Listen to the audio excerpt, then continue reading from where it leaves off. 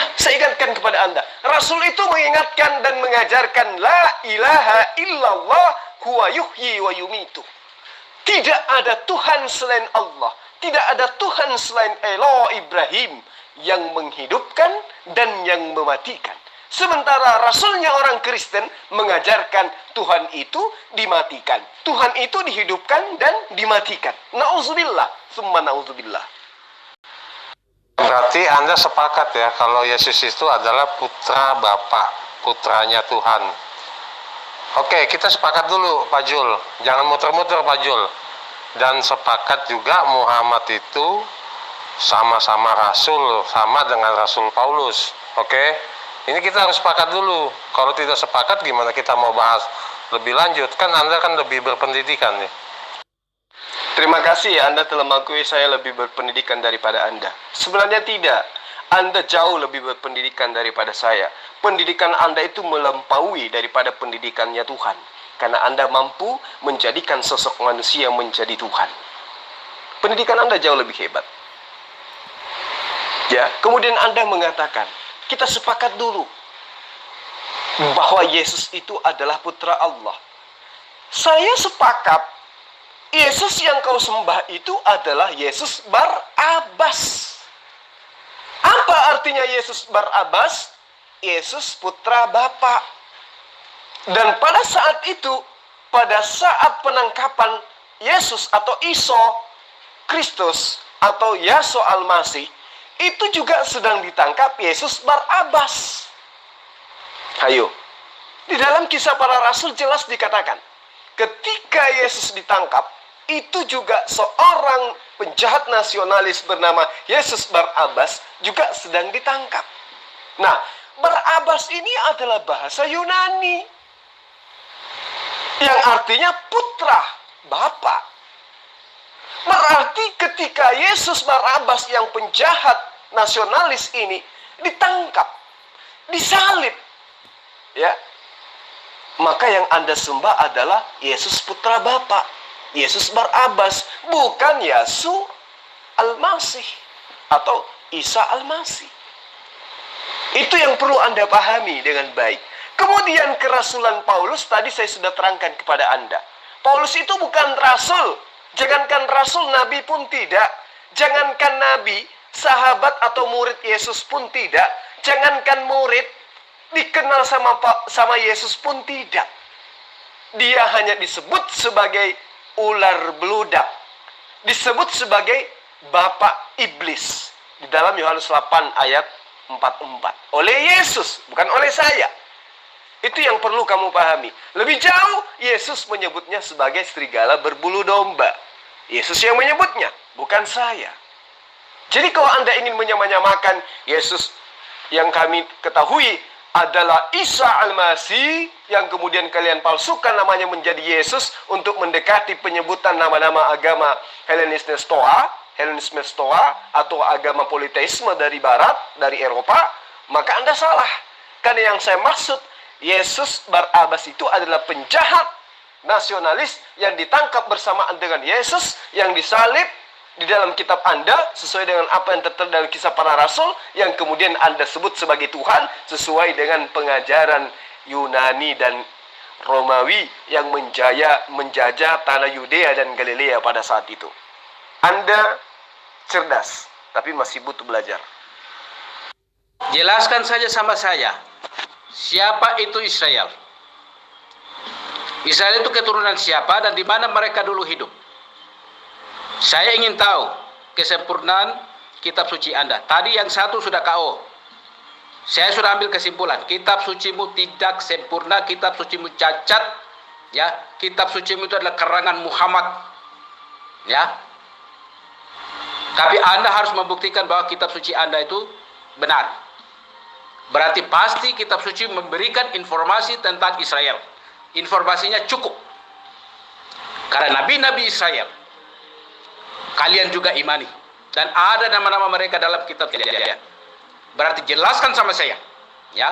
Kalau Anda tidak bisa buktikan itu sama saya, tidak usah ngomong, ya. Anda mau pakai dasar apa mau ngomong? Tidak usah ngomong kalau Anda tidak bisa buktikan, ya. Ayo, siapa itu Israel? Siapa nenek moyang Israel? Dan di mana mereka hidup dulu?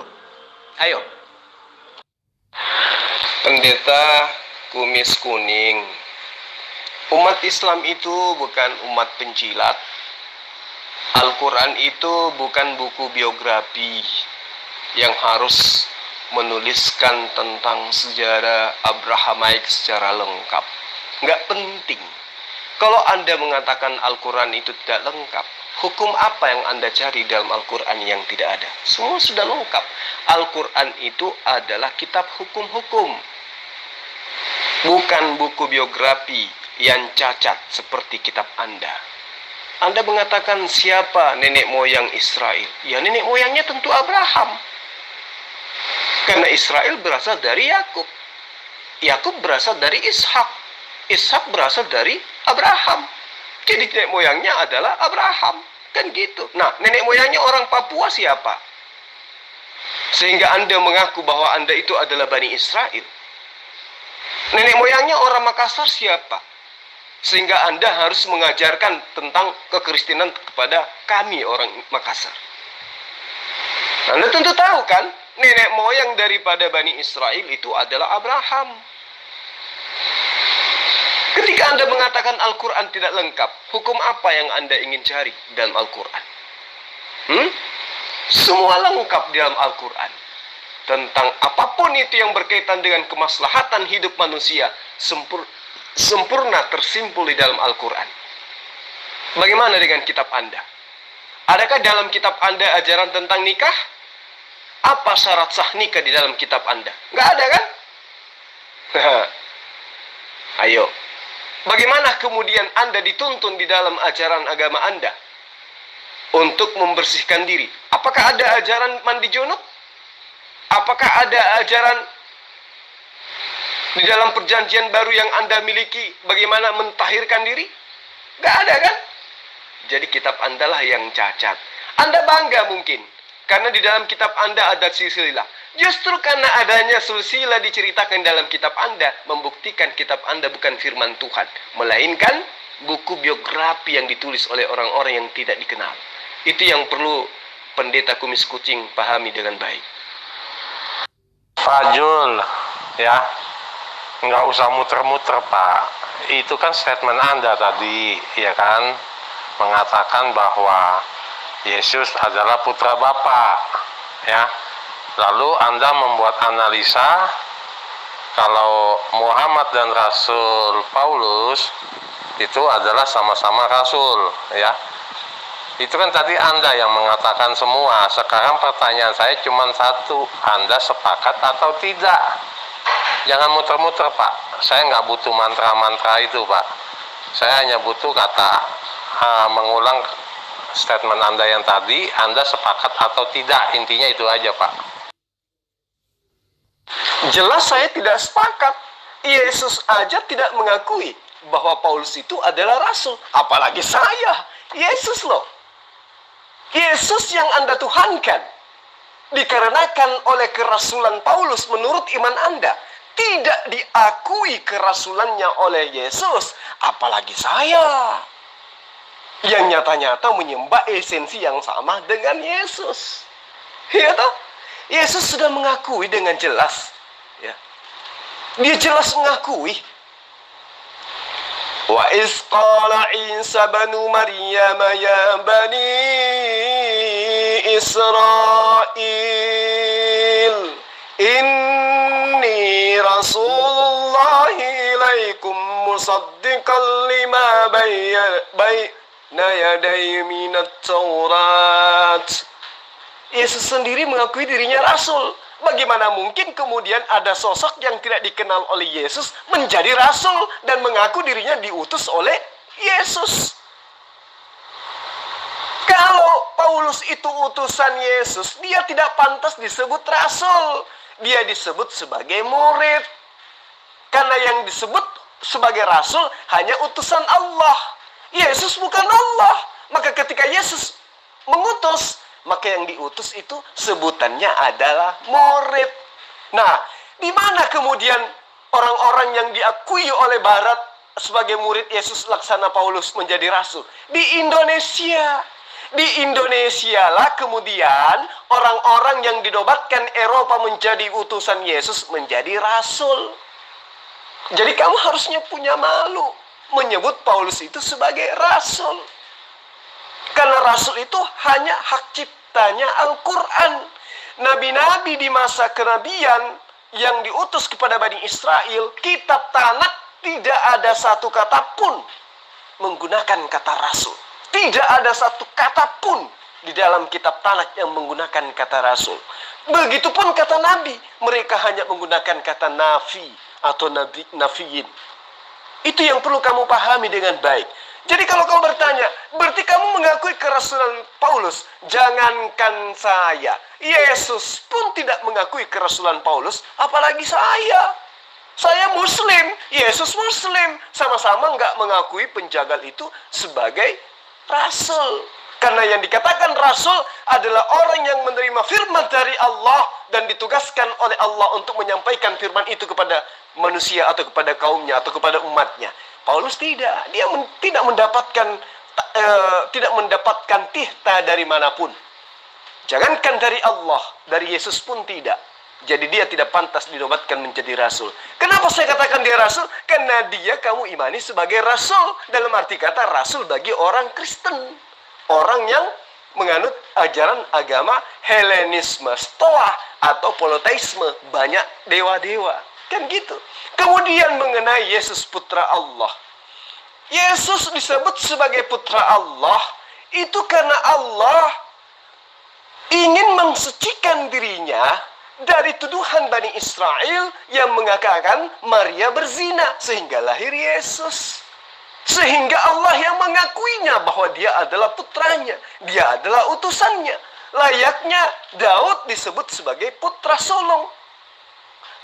Layaknya nabi-nabi sebelumnya disebut sebagai putra atau anak-anak Allah atau putra-putra Allah. Artinya orang-orang yang dekat kepada Allah, orang-orang yang dimuliakan oleh Allah, orang-orang yang dikuduskan oleh Allah. Itulah yang dimaksud. Nah, adapun Yesus Barabas, Yesus putra Bapa, itu di dalam kitabmu yang disalib, yang kemudian kamu sebut, dan orang Roma menyebutnya dengan sebutan Yesus putra Bapa. Karena menggunakan kata Barabas. Dan dia adalah penjahat nasionalis yang dikejar-kejar oleh Kekaisaran Romawi kala itu. Ya, jadi Anda, saudara, harus belajar lagi. Ya, karena kebenaran itu mutlak, absolut, tidak bisa ditawar-tawar. Hanya ada di dalam ajaran agama Islam. Oke. Saya kasih tahu kepada Anda. Saya tanya dulu kepada Anda. Mari kita bersoal jawab. Siapa malaikat yang berbicara kepada Muhammad? Siapa nama malaikat itu? A'udzubillahi minasyaitonirrajim. Bismillahirrahmanirrahim. Ini pertanyaan yang sangat bagus. Dinyatakan di dalam Al-Quran, Qul man kana aduwal li Jibril fa innahu nazzalah ala qalbika bi'ithnillah musaddiqan lima baina yadayhi wa hudan wa mubasysyiran lil mu'minin. Jadi jelas dikatakan bahwa yang datang mewahyukan Al-Quran kepada Muhammad sallallahu alaihi wasallam adalah malaikat Jibril. Itu dikatakan di dalam Al-Quran. Kalau Anda ingin lebih jelasnya, dikatakan makana aduwal lillah wa malaikati wa rusulihi wa jibrilah wa mikalah fa innallaha aduwwan lil kafirin. Jadi jelas yang mewahyukan Al-Quran kepada Rasulullah Muhammad sallallahu alaihi wasallam itu adalah Allah melalui perantaraan malaikat Jibril. Sekarang pertanyaan saya kepada Anda. Karena pertanyaan Anda sudah saya jawab, sekarang Anda yang jawab pertanyaan saya. Di dalam kitab Lukas 22, nanti Anda cari sendiri ayatnya. Kalau saya sebutkan Anda terlalu gampang. Berarti Anda keenakan diajarin terus sama saya selaku penginjil. Di dalam kitab Lukas 22, Yesus diberi kekuatan oleh malaikat. Siapa nama malaikat yang memberikan Yesus kekuatan? Silakan Anda jawab. Ayo cepat, pertanyaan kan gampang sekali. Saya ingin dengar dari mulut Anda siapa nama malaikat yang berbicara dengan nabimu itu. Saya sudah membacakan dalilnya lengkap bahwa yang berbicara menyampaikan wahyu itu adalah malaikat Jibril. Sudah saya bacakan original teksnya. Sekarang ayo Anda jawab. Saya kasih bocoran. Lukas 22. Siapa nama malaikat yang membuat Tuhanmu ketakutan? Siapa nama malaikat yang memberi kekuatan kepada Tuhanmu? Ayo, sebutkan namanya. Pingin ketawa, tapi takut diare. Pak Jul, dibilangin jangan Anda muter-muter, ya kan? Coba, ya kan? Anda kan tadi sudah mengatakan, ya kan, bahwa Yesus itu adalah putra Bapa. Nah, kalau yang Anda sebut itu dengan apa ya, Yesus Barnabas, Barabas, ya, yang Anda sebutkan adalah penjahat nasionalis. Coba di mana dalilnya di dalam Al-Qur'an Anda disebutkan nama Yesus itu adalah Yesus Barabas, ya. Jadi Anda nggak usah muter-muter. Sudah jelas-jelas di dalam bahasa Ibrani itu tidak ada yang namanya putra yang namanya Yesus Barabas. Sudah jelas-jelas Bar itu adalah putra Bapa. Jadi Anda nggak usah muter-muter, nggak usah Anda ngeles. Yang pertanyaan saya adalah tunjukkan dalilnya. Kalau Anda tidak bisa menunjukkan dalilnya, berarti perkataan Anda ini adalah dusta. Ya, perkataan Anda ini adalah dusta. Anda ini apa ya? Yang saya maksud Yesus putra Bapa itu adalah yang disalib. Itu yang perlu kamu paham. Baca Matius 27 ayat 17. Ya. Ada banyak orang mempertanyakan siapa sebenarnya Yesus Barabas. Jangankan orang-orang yang saat sekarang, masa dulu pun mereka bingung. Baca Kisah Para Rasul. Orang-orang sudah mengatakan Yesus mati, tapi Paulus mengatakan tidak, Yesus itu masih hidup. Nah, itu disebabkan karena apa? Karena adanya penjahat nasionalis bernama Yesus Barabas. Ini perlu Anda ketahui dengan baik. Ya, saya sedikit ingin mengajarkan Anda supaya Anda tidak bersembunyi di balik kata-kata yang saya sudah sampaikan kepada Anda. Di dalam Matius 27 ayat 16, ya, Barabas itu adalah seorang penjahat yang sangat terkenal. Lukas 23 ayat 19 dan juga ayat 25, ya, mudah-mudahan saya nggak salah. Itu jelas beliau, Yesus Barabas ini dikenal sebagai seorang pembunuh. Ya toh? Barabas adalah seorang tokoh mesianis. Jadi Anda dibingungkan, ataupun orang-orang terdahulu dibingungkan, Yesus putra Maryam atau Yesus Barabas yang merupakan tokoh Mesias yang kemudian dilantik menjadi pengganti dewa Zeus yang dituhankan oleh orang Kristen. Nah, ada dua bentuk di sini, Yesus Barabas dan Yesus Kristus. Ada dua tokoh Mesias, ya, dua bentuk kepercayaan mesianis yang saling berhadapan. Jadi ini menjadi semakin jelas ketika saudara memahami dan memperhatikan bahwa nama Barabas berarti adalah anak dari Bapa atau putra Bapa. Ini adalah gelar mesianik tipikal, nama ideal yang merupakan pemimpin utama bagi gerakan mesianis. Pemberontakan Yahudi besar yang berakhir kira-kira tahun 132 dipimpin oleh Bar Kokhbah, anak bintang. Itu juga diambil dari kata Bar yang berarti putra atau anak bintang, sama dengan Barabas, putra Bapa. Jadi di dalam Al-Quran itu tidak ada penyebutan-penyebutan seperti itu. Anda salah, Anda keliru memahami penjabaran saya. Saya hanya ingin mengatakan bahwa yang dikatakan kemudian pengakuan Yesus Kristus di dalam kitab Anda bahwa dia bela diri, saya ini adalah putra Allah, dalam arti kata dia itu adalah utusan Allah. Berbeda dengan pemahaman, ya, adanya pemahaman mesianis yang mengatakan bahwa Yesus itu adalah putra bintang, atau Yesus itu adalah putra Bapa dalam arti kata Apollo, yang kemudian disembah oleh penganut-penganut penganut ajaran mitologi Yunani dan Romawi kala itu, dan dia adalah penjajah bangsa Yudea dan juga bangsa yang hidup di tanah Galilea. Itu yang perlu kamu pahami. Nggak usah, sesembahanmu itu batu. Jangan lagi bicara, bapakku lagi bilang lagi bikin patung, goblok lu itu.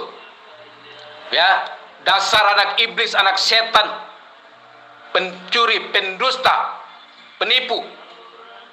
Ya, sudah terdesak mulai memfitnah kiri kanan. Dasar goblok.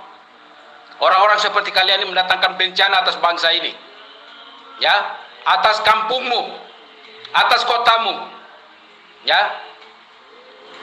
Bukannya bertobat, terus berkelit. Bukannya mengaku salah. Kalian stop ya, aku bilang. Kalau tidak bisa jawab, tidak usah lagi bicara. Lebih baik kalian pulang tidur, istirahat, urus keluarga kalian. Ya. Istirahat saja. Otak kalian tidak mampu, kalian tidak tahu kebenaran. Apa itu kebenaran kalian tidak tahu. Yang kalian tahu hanya dusta saja. Ya. Pencuri, penipu, ya, pembohong, itu kalian. Ya, anak-anak bapa segala dusta. Ya, anak-anak iblis, anak-anak setan. Ya, berhenti. Koreksi diri sendiri. Bertobat selagi masih hidup, ya. Selagi masih bernafas, sebelum nafas itu diambil oleh sang pemilik. Yang tadi Anda bilang tuh, Yah Elohim, Israel itu pemilik hidup. Sebelum dia ambil nafasmu, lebih baik Anda bertobat sekarang ini. Ya, sebelum dia ambil nafasmu. Ya. Allah yang kau bilang Allah, dia bukan siapa-siapa. Ya. Bukan siapa-siapa. Karena malaikat saja tadi Anda bilang Jibril. Kenapa bukan Jibril?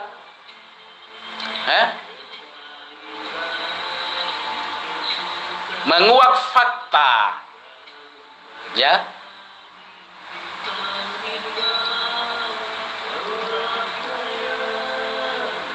Membuka kesadaran dari setiap orang yang akal dan pikirannya dibutakan oleh hawa nafsu daging, yang pikirannya siang malam 72 bidadari, tanpa pernah memikirkan manusia nanti mati itu seperti apa. Apakah benar ada 72 bidadari? Apakah benar ada pesta seks? Mau pesta-pesta di sini saja. Jawa itu kan pusat pelacuran. Anda melacur saja di situ, jangankan 72, mau dapat 100 juga bisa. Terlalu banyak pelacur di situ. Mau 100, mau 1000 juga bisa. Ya, ngapain 72? Batasi-batasi orang. Bikin aja seenak Anda, mau berapa banyak silakan. Ya. Anda puas-puaskan dari sekarang sebelum Anda hangus di neraka. Rugi. Sekarang tidak bikin, nanti lagi kesana lagi masuk neraka lagi. Dapat apa Anda? Ya. Kalau Anda mau bertobat syukur. Malam. Ya. Meninggalkan jalan sesat yang selama ini Anda ikuti. Loh, kenapa jadi kesurupan kayak gini? Bukankah setiap pertanyaan Anda itu sudah dijawab dengan baik? Terutama pertanyaan Anda terhadap saya tentang siapa nama malaikat yang menyampaikan wahyu kepada Rasulullah Muhammad SAW. Kan saya sudah bacakan ayatnya tadi. Nah, ketika saya tanya kepada Anda, siapa nama malaikat yang membuat Yesus ketakutan sekaligus memberikan kekuatan kepada Yesus? Siapa nama malaikat tersebut? Jawab dong. Jangan kesurupan. Masa kumis aja yang panjang, paparannya enggak seperti selevel dengan kumisnya. Semangat, tapi jangan emosi gitu loh. Santai-santai. Oke, kalau tidak ada lagi tanggapan dari Pak Zulkifli Abbas mengenai dialog hari ini bersama saya, IM Kio, bahwa Pak Jul ini telah mengingkari perkataannya. Jadi saya mengambil kesimpulan bahwa di sini Pak Jul ini telah mengingkari ucapannya yang tadi dia mengatakan membuat satu perbandingan antara nama Muhammad bin Abdullah dengan Rasul Paulus, ya kan? Di situ bisa kita bilang bahwa secara tidak langsung Pak Jul ini telah membandingkan antara Muhammad bin Abdullah dengan Rasul Paulus adalah sama-sama Rasul. Nah, ketika dikonfirmasi kembali, dia mengingkari statementnya, ya, dia telah mengingkari bahwa Pak Zul ini telah berbohong dalam arti kata ingkar, ya. Begitu juga ketika dia menyebutkan nama Yesus adalah putra Bapa dan dia ingkari kembali. Nah, lalu dia memberikan cerita-cerita atas asumsinya yang tanpa dalil atau tanpa bukti. Jadi saya anggap itu adalah dusta, itu adalah pembohong, itu adalah bohong besar buat kami umat Kristen. Oke, sekian, itu closing statement dari saya. Selamat malam, dan silakan Anda merenungkan semua kawan-kawan yang ada di grup ini. Saudara bernama AM Kyo, kayaknya Anda ini orang Cino, ya, Cino yang cakep, ganteng, gagah. Sayang tidak bisa nangkap paparan saya. Muhammad disebut Rasulullah, Yesus disebut Rasulullah karena memang diakui di dalam Al-Quran. Wa isqala Isa bin Maryam ya bani Israel inni rasulullah ilaikum musaddiqan lima baina yadayya minat Taurat. Jelas kok diakui oleh Allah bahwa Yesus itu atau Isa alaihissalam yang kemudian dipalsukan namanya menjadi Yesus itu adalah rasul, utusan yang diutus kepada Bani Israel. Demikian juga Muhammad sallallahu alaihi wasallam. Ya, qul ya ayuhan nas inni rasulullah ilaikum jami'a. Kalau Isa atau Yesus itu rasul hanya untuk Bani Israel, tapi Muhammad sallallahu alaihi wasallam oleh Allah diperintahkan diutus sebagai rasul bagi seluruh umat manusia. Ya ayuhan nas inni rasulullahi ilaikum jami'a. Saya ini sesungguhnya adalah utusan Allah untuk kalian semua. Nah, Anda mengakui Paulus itu adalah rasul. Mana pengakuan dari Allah? Mana pengakuan dari Yesus kalau dia itu adalah rasul? Nah, tadi Anda mengatakan saya menyamakan antara Muhammad dengan Paulus. Betul. Kedudukannya memang tidak seimbang kalau Yesus Anda mau bandingkan dengan Muhammad. Kenapa? Muhammad hanya rasul. Yang Anda harus bandingkan ya Paulus. Karena di dalam iman Anda yang rasul itu adalah Paulus. Kalau Anda ingin membandingkan Muhammad dengan Yesus, beda jauh. Muhammad hanya manusia. Yesus katanya Tuhan. Maka yang membandingkan antara Yesus itu adalah Allah Hasem yang harus dibandingkan dengan Yesus, bukan Muhammad. Kalau Muhammad sallallahu alaihi wasallam harus dibandingkan dengan Paulus karena Paulus menurutmu adalah rasul. Itu maksud saya. Bukan saya mengakui kerasulan Paulus. Kan saya sudah jelaskan kepada Anda. Yang dimaksud rasul itu adalah utusan Allah.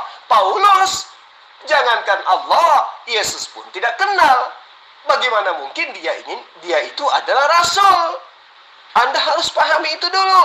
Bahkan saya jabarkan, rasul itu Paulus itu nanti disebut rasul ketika masuk ke Indonesia oleh lembaga lupa ayat Injil atau LAI. Di luar sono, Paulus itu nggak disebut sebagai rasul. Cuma di Indonesia aja.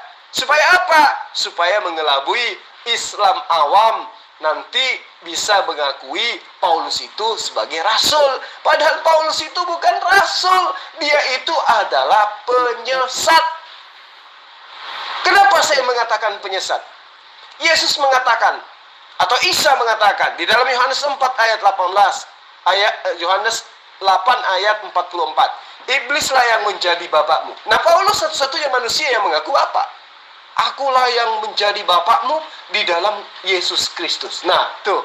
Yesus mengaku Bapa di dalam Yesus Kristus. Berarti apa? Paulus mengaku Bapa di dalam Yesus Kristus. Artinya, Paulus mengaku Tuhan di dalam Yesus Kristus. Akulah yang menjadi bapakmu di dalam Yesus Kristus. Ya toh? Sementara Yesus mengatakan, tidak ada yang boleh disebut Bapa baik di langit maupun di bumi ini selain Allah. Tapi Paulus mengaku, akulah yang menjadi bapakmu. Nah, Yesus mengatakan, iblislah yang menjadi bapakmu dan kalian semua mau melakukan keinginan-keinginan bapakmu. Dan siapa yang membuktikan keinginan-keinginan bapak Paulus? Yang menyembah Yesus siapa yang mau? Paulus kan? Siapa yang memenuhi keinginan itu? Kristen kan? Islam tidak. Yang mau menyembah 3 Tuhan. Itu keinginan siapa? Bapak Paulus kan? Siapa yang melakukan keinginan Bapak Paulus tersebut? Kristen atau Islam? Kristen kan? Nah, Bapak Paulus mau supaya orang menghalalkan babi. Siapa yang mengabulkan keinginan itu? Islam atau Kristen? Kristen kan? Nah, sekarang Paulus mau dia mengharamkan sunat. Siapa yang kemudian yang melakukan keinginan-keinginan Bapak Paulus tersebut? Kristen kan? Maka wajar. Yesus mengatakan di dalam Yohanes 8 ayat 44, iblislah yang menjadi bapakmu dan kamu mau melakukan keinginan-keinginan bapakmu. Kristen mau melakukan keinginan-keinginan bapak bernama Bapak Paulus. Itu yang perlu saudara pahami. Jadi pesan saya, Anda harus banyak belajar. Belajar, dan belajar. Kenali ajaran agama Anda dengan baik. Ya, Yesus Barabas. Itu maksudnya, artinya Yesus putra Bapa. Kenapa ada penyebutan Yesus Barabas? Karena kala itu ada penjahat nasional yang memang namanya Yesus Barnabas. Nah, karena dia adalah Yesus putra Bapa, maka yang dimaksud Yesus putra Bapa yang Anda sembah itulah Yesus Barnabas itu. Karena Yesus yang asli, Yesus putra Maryam, itu terangkat ke langit. Di mana itu dituangkan? Mazmur 91 ayat 1 sampai ayat 16. Baca di sana. Anda akan tahu bahwa Yesus ternyata terangkat ke langit. Yang disalib itu adalah Yesus Barabas sesuai dengan kitab Anda sendiri. Ya. Sebagai penginjil, saya sudah melakukan tugas saya sudah mengajarkan kepada Anda semua. Ada beberapa pendeta di sini, ada pendeta dari Papua, ada Triple G dari Malaysia, Anda entah dari mana, dari Cina kali. Semua saya sudah ajarkan Anda seperti apa sebenarnya Anda harus hidup di dalam beragama supaya Anda bisa selamat. Tapi kalau Anda masih ingkar, masih ada besok waktu untuk saya menginjili Anda. Silakan kita berdiskusi dengan baik, tanpa menghujat, tanpa bawa suku, tanpa saling mencela dan lain sebagainya. Bercanda boleh ya, tapi untuk menghujat, tolong jangan saling menghina dan menghujat. Demikian dari saya. Salam beda Tuhan untuk teman-teman Kristen. Salam satu Tuhan buat teman-teman Muslimku dan Muslimah. Assalamualaikum warahmatullahi wabarakatuh. Sudah cukup ya dialog hari ini. Saya sudah closing juga tadi ya. Mudah-mudahan ini bisa jadi tolak ukur, bisa jadi renungan buat kami umat-umat Kristen dan juga para murtadin bahwa tokoh sekelas Anda hanyalah seorang pendusta. Silakan Anda mengatakan saya pendusta. Yang paling pasti saya sudah mengutarakan apa yang menjadi sebuah kebenaran. Paulus Anda akui sebagai rasul nanti setelah kitab Anda diterjemahkan ke dalam bahasa Indonesia mengambil bahasa Al-Quran. Di luar sana, Paulus tidak disebut sebagai rasul, tapi aposteles. Itu yang perlu Anda pahami dengan baik. Anda merasulkan Paulus, silakan. Saya merasulkan Muhammad Sallallahu Alaihi Wasallam. Dalil-dalil saya sudah bacakan kepada Anda tentang pengakuan Allah tentang kerasulan Muhammad Sallallahu Alaihi Wasallam. Nah, muncul pertanyaan, adakah kerasulan Paulus menurut Yesus? Itu kan yang Anda tidak jawab dari tadi. Iya kan? Nah, kemudian Anda menuduh saya sebagai seorang pendusta. Apa yang saya dustakan? Paulus adalah rasul buat Anda, bukan buat saya.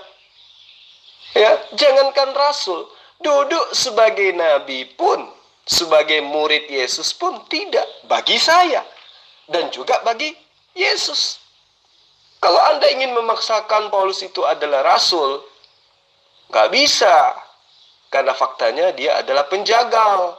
Justru dia disebut sebagai ular beludak oleh Yesus di dalam Matius 23 ayat 33 sampai ayat 36. Nggak bisa. Anda katakan kita akan up di YouTube. Pasti.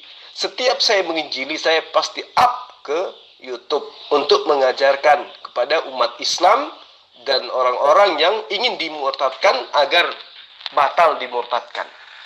Ya, memang harus di up supaya seluruh hasil perdebatan saya itu diketahui oleh umat Islam sedunia kalau perlu. Makanya tidak heran ketika semua orang pada berlarian menjauhi saya. Ada beberapa teman-teman penginjil di sini. Ada beberapa teman di sini yang menghindar dari saya, termasuk Pendeta Wamran, Pendeta Martinale, iya toh? Semua pada menghindar. Terus Muhammad Meme Kece nggak berani lagi, dia cuma mendengarkan VN saya, dia nggak mau lagi menanggapi.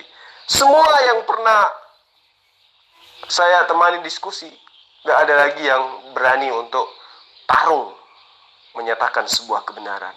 Itu bertanda apa? Sementara saya di setiap grup-grup Kristen, saya mengajak seluruh pendeta untuk berdiskusi dengan saya. Banyak yang mengajak saya untuk ke Zoom, untuk ke Geraha Murtadin, Geraha Mu'alaf. Tapi saya lebih senang di Geraha Murtadin, karena di sana banyak murtadin yang masih perlu diinjilin. Ya, silakan sahabat-sahabat saya yang lain ke Geraha Mu'alaf. Di grup WA masih banyak orang-orang yang harus diluruskan imannya, termasuk Anda.